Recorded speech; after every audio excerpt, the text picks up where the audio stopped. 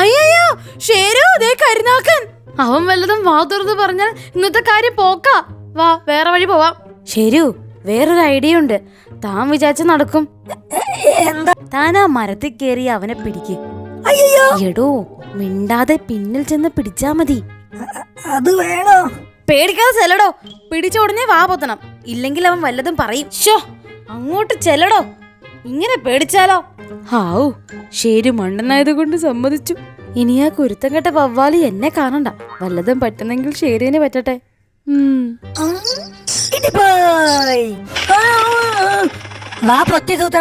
ഒരൊറ്റ അക്ഷരം മിണ്ടാൻ സമ്മതിച്ചിട്ടില്ല. ആഹാ, നിന്നെ വിടാം. പക്ഷെ ഞങ്ങളെ പറ്റി ഒന്നും മിണ്ടരുത്. സമ്മതിച്ചാ? ആ സമ്മതിച്ചെന്ന് തല വിളിക്കുന്നു. വല്ലതും പറയുന്നുണ്ടെങ്കിൽ ആ കടിയൻ സിംഹത്തെ പറ്റി പറയണം, കേട്ടല്ലോ? പിന്നെ തലവിളിക്ക് വിട്ടോട്ടെ. പറയടോ, കടിയനെ പറ്റി പറയടോ. എടാ പറയാൻ. ശല്യമായല്ലോ, ഞാനൊന്ന് ആലോചിക്കട്ടെ. അത്ര നേരം കുറുക്കച്ചാരനൊന്നും മിണ്ടാതിരി.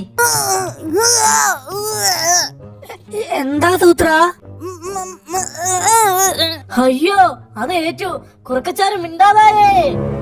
സൂത്ര